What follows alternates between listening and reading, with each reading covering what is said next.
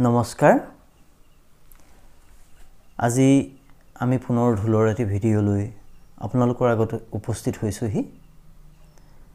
আজিৰ ভিডিঅ'ত মই আপোনালোকৰ সৈতে আলোচনা কৰিম এটি গুৰুত্বপূৰ্ণ বিষয় ইতিমধ্যে মোক বহুকেজন আমাৰ দৰ্শকে অনুৰোধ জনাই আহিছিলে যে ওজা ঢোল বাদনৰ ওপৰত এটি ভিডিঅ' প্ৰস্তুত কৰিব লাগে গতিকে মই সকলোকে পুনৰবাৰ স্বাগতম জনাইছো আহক আমি ভিডিঅ'টো আৰম্ভ কৰোঁ যেতিয়া আমি ওজা ঢোল বাদন কৰিবলৈ যাম তেতিয়া প্ৰথমতে আমি এটা বস্তু লক্ষ্য কৰিব লাগিব যে ঢোল আমি কেনেদৰে লম আপোনালোকে দেখিছে মই যেহেতু বাওঁ হাতে ঢোলৰ মাৰি লওঁ সেইবাবে মই সো কান্ধত মই ঢোলৰ এই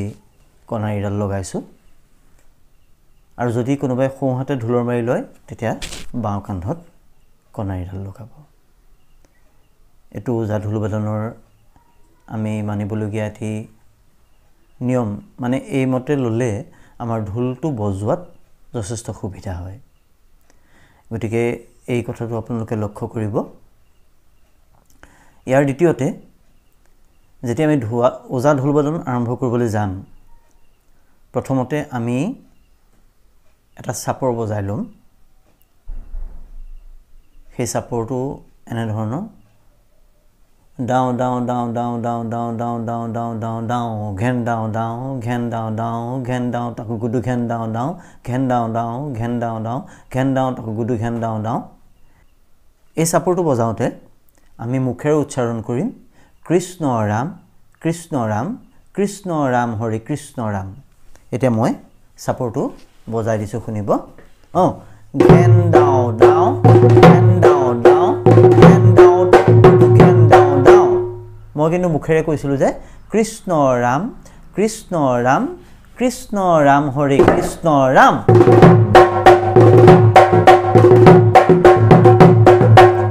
এদৰে আমি আৰম্ভ কৰিম তাৰপিছত ঘেন ডাও তাক গুডু ঘেন ডাও তাক গুডু ঘেন ডাও তাক গুডু ঘেন দিঘিনিতি কিটি ঘেন দিঘিনিতি কিটি ঘেন খিটা খিটা খিটা কিটি খিটা খিটা খিটা ঘেনে ঘেনা কিটি ঘেনেতি ঘেন ডাও ঘেনেতি ঘেন ডাও খিটা কি ঘিনা ঘিনিত তা ঘিন এনেদৰে আমি বুলটো সামৰণি মাৰিম ইয়াৰ পিছতে আমি মঞ্চলৈ ওলালো ওলাই আমি গুৰু স্মৰণ কৰোঁ আমি অখণ্ড মন্তলাকাৰং ব্যক্তং জনাচৰাচৰং তৎপদম দৰ্শিতম জনা তস্मै শ্ৰী গুৰুৱে নমঃ আমি এনেদৰে গুৰু স্মৰণ কৰোঁ আৰু গুৰু স্মৰণ কৰোঁতে আমি সন্মুখত পাতি থোৱা যেটো ঢোল থাকিব সেই ঢোলটোত আমি ঢোলৰ মাৰিৰে টুকৰ দি পেলাই ৰগৰ দিম এতিয়া মই সন্মুখত যেহেতু ঢোল লোৱা নাই গতিকে মোৰ কান্ধত থকা ঢোলটোতে মই ৰগৰটো দিছো অখণ্ড মণ্ডলাকাৰা ব্যক্তং যেন সৰাসৰম তৎপদম দৰ্শিতম যেন তস্मै শ্ৰী গুৰুৱে নমঃ তস্मै শ্ৰী গুৰুৱে নমঃ তস্मै শ্ৰী গুৰুৱে নমঃ তস্मै শ্ৰী গুৰুৱে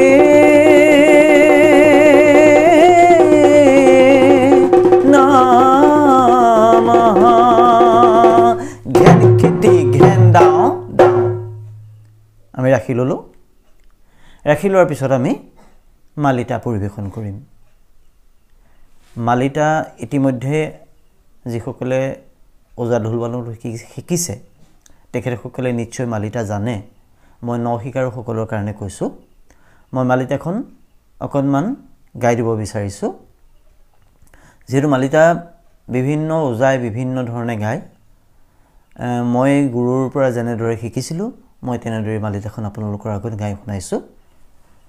মালিতা গাওঁতে আপোনালোকে সদায় জানু পাৰি বহিব জানু মানে আঁঠু কাঢ়ি বহিব বহি পেলাই ঢোলৰ এই মাৰিডাল আপোনালোকে পাতিটোৱা ঢোলটোৰ ওপৰত থব থৈ হাতজোৰ কৰি মালিতা পৰিবেশন কৰিব এটা মই মালিতাখন পৰিবেশন কৰিছো হিও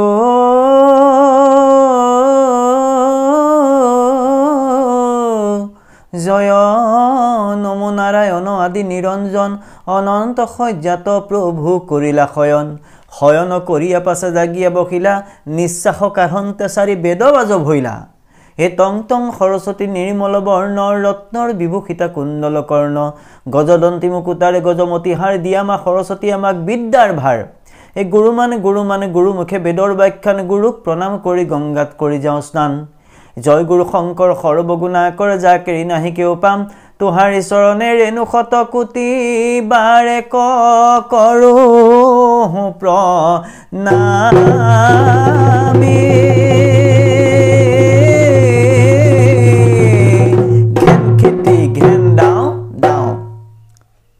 ইয়াৰ পিছতে আমি লাগ গাম মই মালিতাখন অকণমান ছুটিকেও গাইছো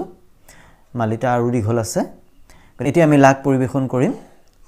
লাগ পৰিবেশন কৰোতে আমি সাপৰটো এনেদৰে বজাম খিট্টাকি ধিন দল খিট্টাকি ডাও উৰ খিট্টাকি ধিন দল খিট্টাকি ডাও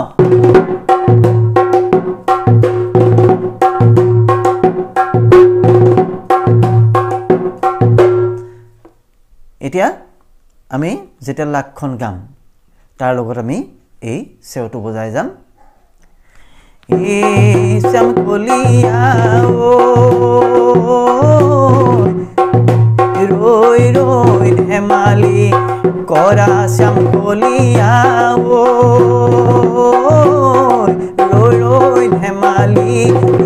রই ধেমালি করা গার বস্ত্রখিনি জুৰুলি জুপুৰি গাৰ বস্ত্ৰখিনি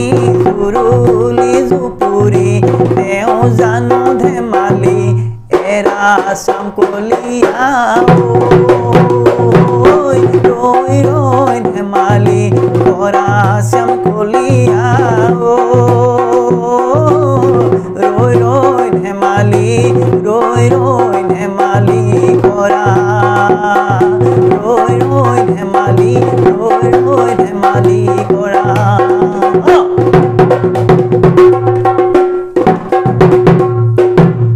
আমি এনেকে লাগ পৰিবেশন কৰিম তাৰ পিছতে আমি এটা ঘাট বজাম যিকোনো এটা ঘাট বজাম ধগিতা তিতিখিতি ধগিতা দাও তাস্তা তিতিখিতি ধগিতা দাও এনেদৰে আমি কিছুমান বিভিন্ন ঘাট বজাও মৃদঙীয়া ঘাট বুলিও কওঁ বা ঢোলৰ কিছুমান ঘাট বজাও তাৰ এটা ঘাট বজাব লাগিব তাৰ পিছতে আমি হাত আৰম্ভ কৰিম জন্ম গাম আমি আমাৰ